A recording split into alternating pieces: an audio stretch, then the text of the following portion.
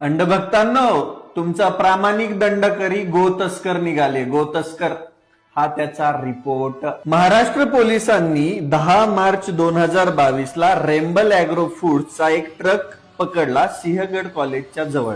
त्याचा नंबर होता NL01 AB 5853, ज्याच्यामध्ये बीप होतं, म्हणजेच गाईचं मांस होतं.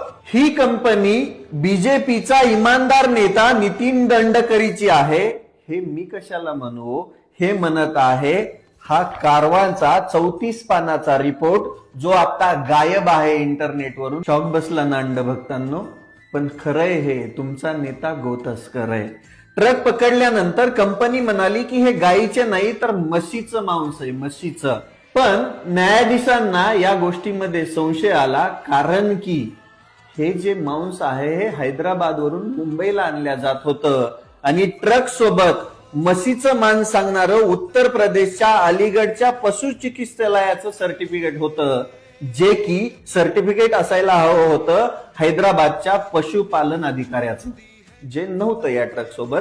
म्हणून न्यायाधीशांना संशय आला आणि न्यायाधीशांच्या लक्षात आलं की कंपनी हे सिद्ध करू शकत नाहीये की हे मांस गाईचं नसून म्हशीचं आहे. ते कारवाने काढलेल्या रिपोर्ट मध्ये, जो आता इंटरनेटवरून गायब आहे, 34 पानाचा रिपोर्ट, कोणीतरी दबाव आणल्यामुळे त्या रिपोर्ट मध्ये रेम्बल या कंपनीचं नाव बदललंय आणि वेनाद फूड्स ठेवलंय. याचा सियान अॅग्रो सोबत डायरेक्ट संबंध आहे आणि सियान अॅग्रो कंपनी ही दंडकरीची आहे. हे सगळ्या जगाला माहितीये, जी इथेनॉल बनवते. याच्यावर आधीच व्हिडिओ बनवलेत.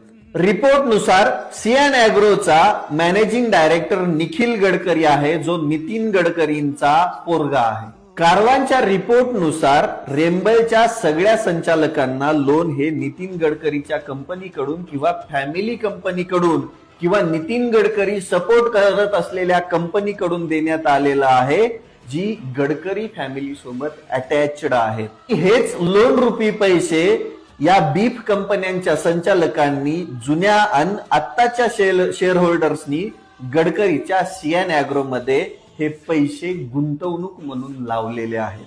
थांबा, लय इंटरेस्टिंग आहे. हे गोमांस तस्करी करणाऱ्या रेम्बल अॅग्रोला सरकारी बँकांकडून मोठं लोन मिळालंय. त्या बँकेची अध्यक्षा कोण आहे माहिती का? नितीन गडकरींची बायको कंचन गडकरी.